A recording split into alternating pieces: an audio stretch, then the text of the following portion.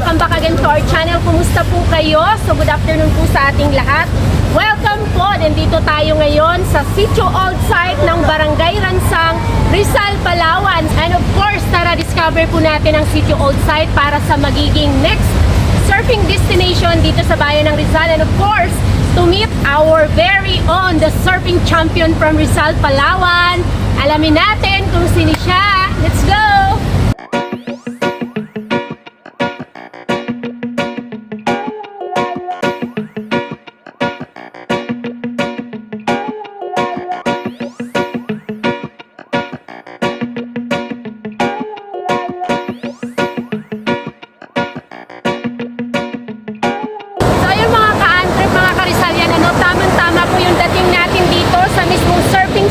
Sa Barangay Ransang, Sitio Old Site, dahil nagtitrain po yung ating pong inimit dito na surfing champ na our very own. Tapos may mga estudyante rin po kasi siya nagtitrain na rin dito. So, napaka-exciting nito na aabangan natin dahil malay mo, ikaw na rin ang magiging next surfing champ dito sa bayan ng Rizal.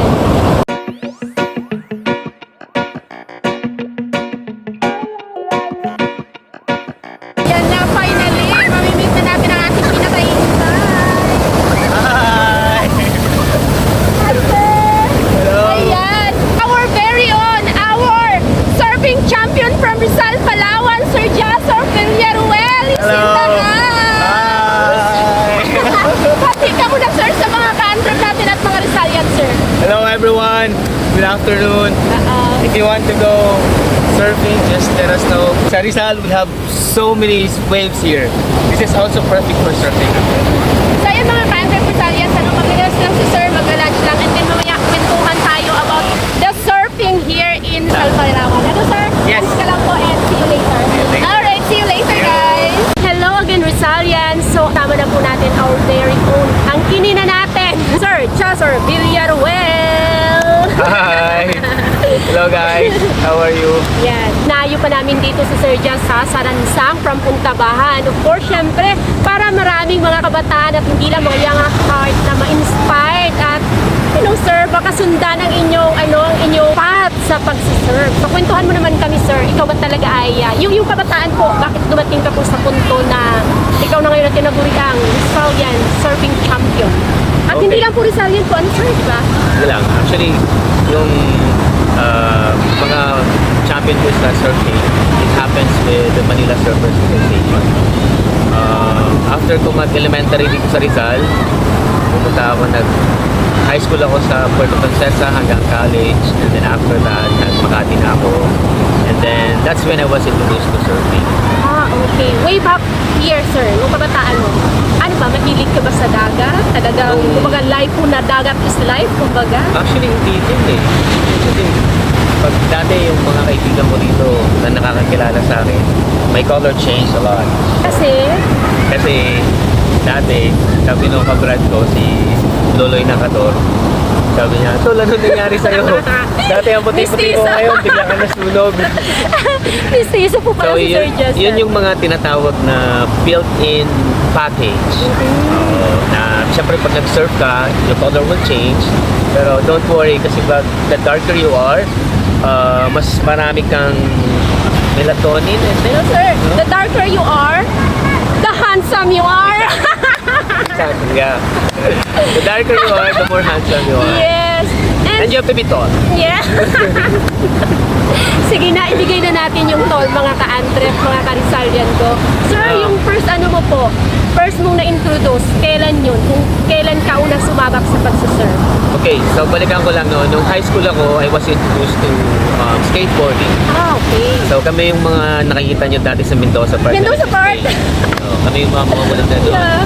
Hanggang after high school, I decided to go to college, to the university in PSUA. Okay. Same. And the reason why I went to the university is for me to be able to skate. Oh! Gusto ko lang talaga mag-skate sa loob ng campus. Pero walang yung tinatawag mo scholarship that time, sir? Wala. Paano naman po? Ano yun? Para lang? Parang ano lang, gusto ko lang, since hindi ka pwede makapasok sa loob ng campus pag di ka estudyante, so you have to enroll. And yung po sa makikita nyong good spot? It's a good spot. Okay. It's like a skateboarding paradise for us. And then from there, From there- nagkaroon ka po ba ng career sa skateboarding? Or Yes. anong, Until now, I'm still doing skateboarding. And in fact, in Rizal is where you can find the deepest and the most proper skateboard in Palawan. where? In my backyard. It's paradise. Okay. And it's also good for surfing simulation if you wanted to improve your surfing. So I coach like all the way from beginner to intermediate to competition level. Sa skateboarding. Skateboarding and surfing. Ano ito, sir? Kung para ma-invite natin, ano ba ito? They need to enroll, to pay ng mga entrance, sa mga taga-Rizal.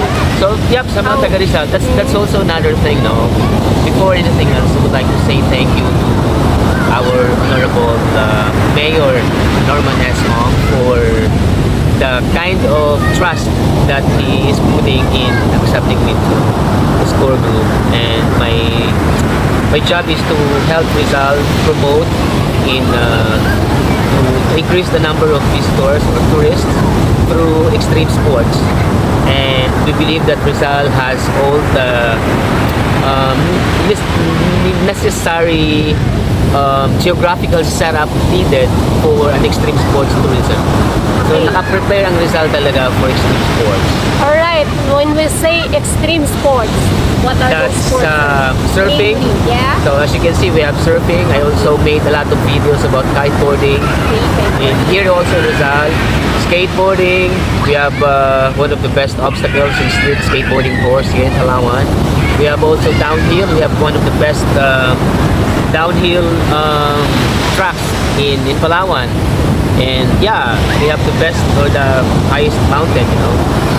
So kalsada natin talagang din, malalalim din. Ang dami yung kailangan paghandaan with Sir Jasser. Kailangan dapat physically fit kayo kung gusto nyong masabayan si Sir doon sa mga extreme sports na Yeah. pwede nyong ma-joinan dito sa bayan ng Rizal. At nga pala mga ka-antrip, mga ka-Rizalians, highlight ko lang, si Sir Jas ay hindi lang po siya basta surfing champion dito sa Pilipinas. He is also Sir, ikaw na po. Yeah, I recently, last November, I was awarded by the Philippine Surfing Hall of Fame as the pioneer of surfing in Palawan. Yay! It was finally recognized that somebody from Rizal has made it to broad surfing to Palawan. Yes, that's why hindi ko na sinasabi ko nung kiniklaim natin, he is a legit Rizalian. Yes, I am. Not just in Rizal. So si Yeah. Sir talaga ang legend na when it comes to surfing dito sa buong lalawigan ng Palawan. At Palawan, syempre super Palawan. proud tayo dyan kasi taga Rizal. Kaya ang pinina natin Yeah. na taga Rizal talaga si Sir. And Sir, kung mga yung mga gusto pang matuto or gusto po nilang ma-engage dito po sa surfing, ano po yung gusto niyo pong advice sa kanila? Ang pagsasurf ba ay para kanino lang? Or para kanino ba talaga ang pagsasurf? Surfing is for everyone. From 4 years old, as long as marunong kang tumayo, hanggang 60 years old. Oh! Given the fact that we have the proper equipment, proper instruction, then nothing is impossible. Basta kaya mong tumayo sa umaga mula sa kama mo, that's it. It's very basic actually. But of course, there are other stuff that you have to consider. You have to consider your health also. So, makakatayo ka with instructor kasi it was just like timing everything for you and then tayo ka with whiteboards, makakatayo ka na. But if you really wanted to make it a hobby, that's another thing. You have to really change a lot. Kahit yung diet mo, kailangan talaga mag-vegetarian ka. For me kasi it works for me. I don't know about other people who it means that if it works for them, then you respect that. But for me, it works. Vegetarian, I eat veggies. But if you go to friends, like parties, and they only serve pork, might as well eat a little bit. Yeah, Sir, share ko lang kasi si Ray kanina nagtatry. So kung mabigat ang katawan mo, hirap ka po talagang bumangon at ilulubog ka ng surfing board. So sa pinaka-problem, kung maraming magiging interesado, the problem is paano ba sila magkaroon ng surfing board or kapag beginner ba, pwede nyo ba silang pahiramin dito or do they need to bring their own surfing board or ano Yeah. po ang sistema? Sa mga beginners po. Okay, so basically, what we're trying to do right now with the mayor's office is to set up the infrastructure of surfing. At isa doon is to have more surf instructors. We're actually encouraging anyone na gusto magkaroon ng surf career, yung mga out of school youth, yung palagay nila school is not for them. Yes. Just let me know. Talk to your parents if you would like to start a career in surfing. I can't promise a brighter future, but if you'll be a surf instructor, this is gonna be your office. You can choose to either go to school, study for 4 years, Or go to the beach. and then after that you work in an office, or learn how to surf and this is your office. Yeah. The surfing opportunity is brighter for Rizalians. Kasi Yeah. bago pa siya dito.